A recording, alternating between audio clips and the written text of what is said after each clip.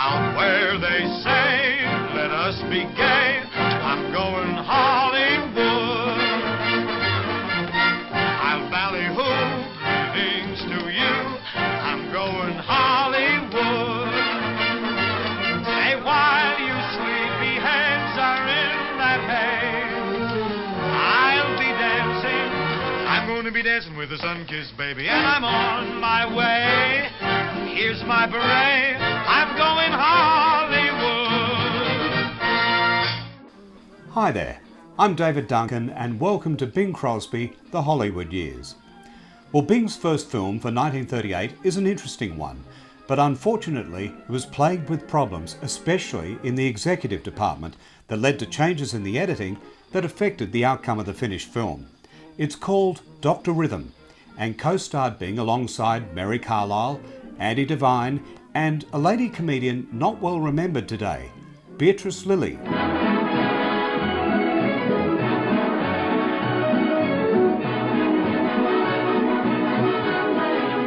Dr. Rhythm isn't one of Bing's best films, but overall it's still entertaining, even if largely forgotten today. It has Bing playing a doctor who catches up with a group of friends for a reunion.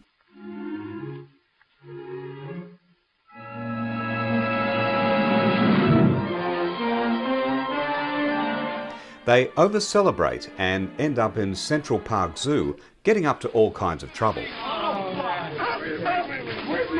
my start? I bet you stole it.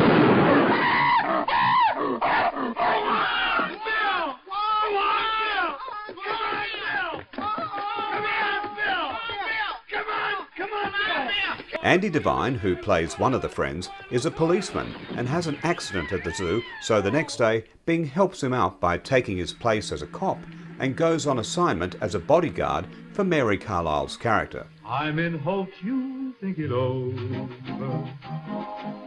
and perhaps be satisfied with a simple sort of person on the sentimental side.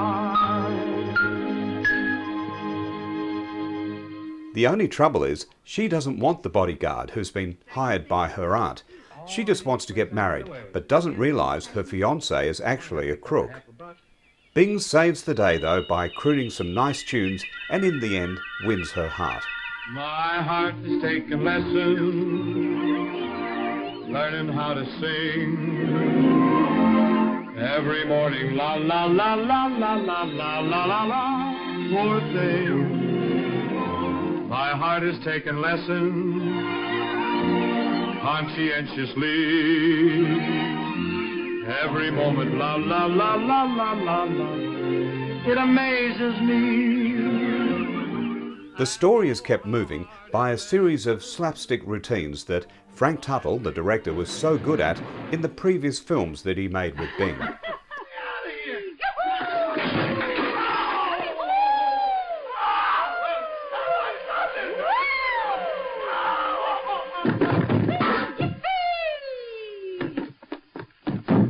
Beatrice Lillie is funny in her role and has a good musical routine with Bing, but she never went on to make a name for herself in pictures. I am here, I am some sort of a cavalier. I don't know just how I got here, very soon I will be dying. Andy Devine is always good as a comical character, and in one scene near the beginning of the film, he unlocks a cage full of monkeys. Now, before the filming started, a net was draped over the soundstage to stop the monkeys from escaping. The take in the film, though, is the only one that was done, as the net wasn't strong enough, and when the monkeys were released, they easily tore it open, and the next thing, hundreds of monkeys scattered all over the Paramount lot and through the streets of Hollywood, which led to monkey sightings for weeks to come. During breaks in filming, Mary Carlisle and Bing continued their backgammon games that had started on their previous film, Double or Nothing. The stakes were getting higher as Bing kept losing, but just before the film was completed, they played a big game that doubled the money that by that stage was in the thousands. Well, Bing finally won the game and they finished up square, although he later conceded that she probably let him win.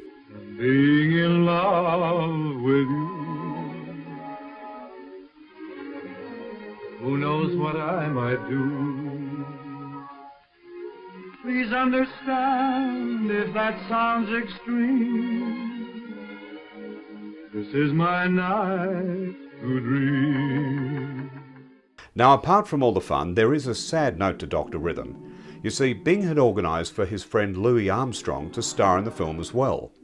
They shot a few scenes together and a big musical number was filmed, but it was cut from the final print. Now, I'd like to say it was for a good reason, but unfortunately, it's just a shameful example of pure racism that was so prevalent back then and is sadly still lingering to this day. You see, the southern states represented a big market for Hollywood, and it was common in films featuring black artists that these musical scenes were shot separately so they could be easily cut from the prints that would be screened in the South. In fact, one managing editor of a southern newspaper wrote to Adolph Zukor, the head of Paramount, to warn him that any attempt to depict blacks and whites in social equality was offensive and might generate repercussions. Well, this disgraceful opinion unfortunately led to the cutting of Louis Armstrong's scenes, much to the objection of Bing.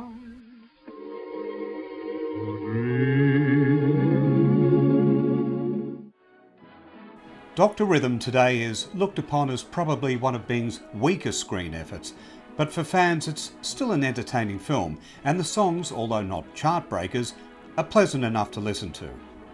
His next film, however, was very different. For the first time, Bing gets to play a character that's a little bit more complex and at times not so likeable. It's a good film with great songs. It's called Sing You Sinners.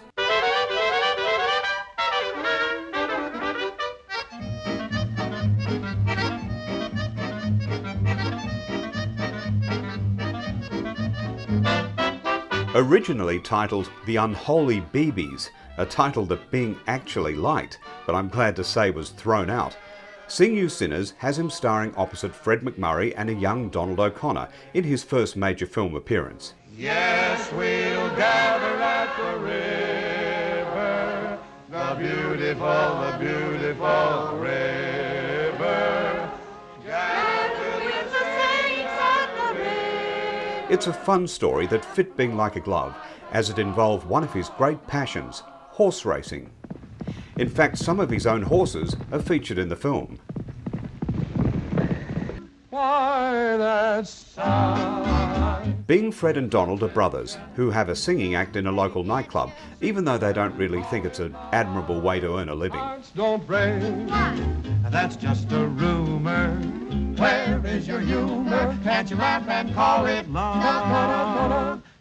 Fred's character wants to get married, but feels that Bing is irresponsible and can't hold down a proper job and support the family. I work in the garage, see? I've got a decent job and I like it. And if you expect me to spend my nights yapping about violets and moonlight and blowing my lungs out while a bunch of screwballs bounce around the dance floor, I'm a man, doggone it, and I want to stay one. In one scene, Bing takes Fred's fiancée out for a drink and ends up having a few too many and even makes a move on her, which leads to an altercation between him and Fred. Teddy, I love you. You don't love me. You're just feeling good. It's the same thing. Where were you? Well, we were taking in the sights. I was showing the little woman what she's missing by marrying you. You're drunk. He didn't buy the drinks, Dave. They just kept giving them to him and asking him to sing. All right, I'm lit. And I took your girl out and I showed her the first good time she had since she started going with you. So what? If you weren't my brother, I'd... Yeah, you're America's big brother. Honest, hard-working, and stupid as a duck. Why don't you get wise to yourself, you big chump? Dave! After this, Bing decides to head off to Los Angeles to make some real money for the family. You know, Dave, we don't see things the same way. I'm wise now I don't fit in this town, so I'm going where I can do the family some good. Outside is gradually getting up as Virginia American frontier. And the winner by an extra goal from the One! Boy, what a horse you picked! Going to the local racetrack, he has a lucky winning streak and cables the family to move out to California, where he says he's secured their future. However, once the family arrives, they learn that Bing is up to his irresponsible ways and has ended up spending all his money on buying a racehorse. Folks, meet Uncle Gus, grandest racehorse that ever peeked through a bridle. Racehorse? Hmm? Oh, gosh! Mom, if you ever looked your fortune in the face, there it is. There's the horse that's going to carry the three of us right into that field of clover. Well, that's yours. And 3 more like it tomorrow. If you don't win. My brother's going to give you back your 100. I'll take care of that, Mike. Mixing with mobsters who are trying to fix the race leads to a punch-up that lasts for a good 3 or 4 minutes of screen time.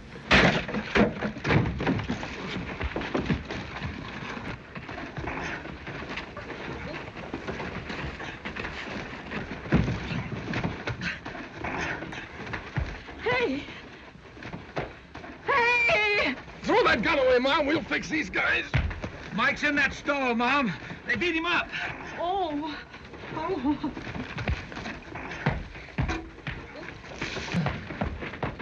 Are you winning? We ain't losing. But in the end, their racehorse does win, and they secure the prize money. Now, this is one of the few films in which Bing doesn't deal in romance, and as mentioned, when he does, it's only to make a move on his future sister-in-law. So it was a real departure for him, and it worked very well. The songs are great, 3 composed by Johnny Burke and Jimmy Monaco, which included Laugh and Call It Love, Don't Let That Moon Get Away, and the big hit, I've Got a Pocket Full of Dreams.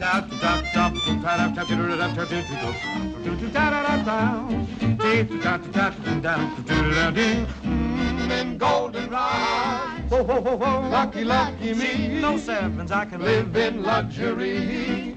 'Cause I've got a pocket full of the grandest, the sweetest, the cutest, the neatest. I got to tell you, got a pocket full of 1, 2. Got me a pocket full of beautiful dreams. There was also a song included that was written by Hoagie Carmichael and Frank Loesser called Small Fry that provided a wonderful routine about halfway through the film. You call me Small Fry. You is most infinitesimal, too big for your britches.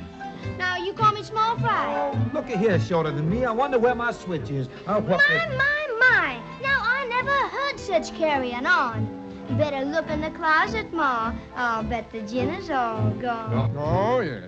Small fry, you was betting on the ponies. Oh, you're just burned 'cause I was winning. Some guy, he picks all up phonies. Now you just listen here to me. I know. I ain't the biggest catfish in the sea. Let's hear something new. Now, Donald O'Connor recalled how patient and kind Bing was. There's a scene where he's sitting on a racehorse and telling Bing that he'd been bribed to lose the race.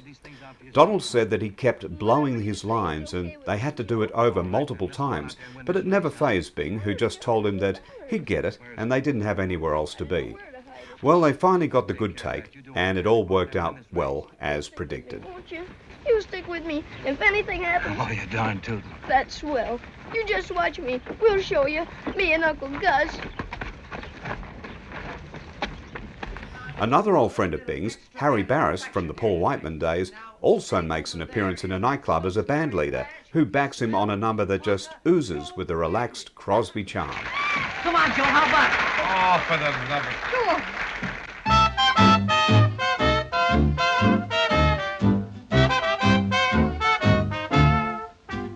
It's one of those nights for adventure.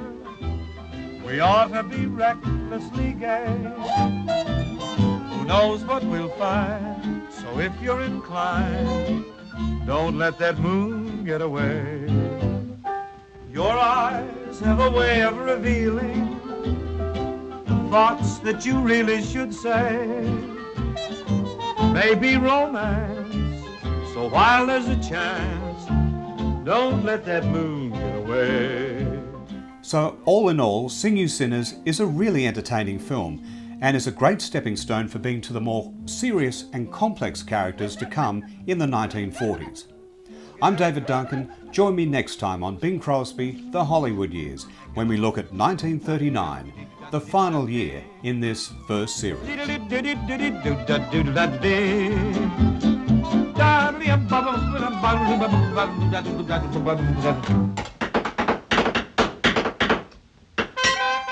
Moments don't happen so often, doesn't seem right to delay.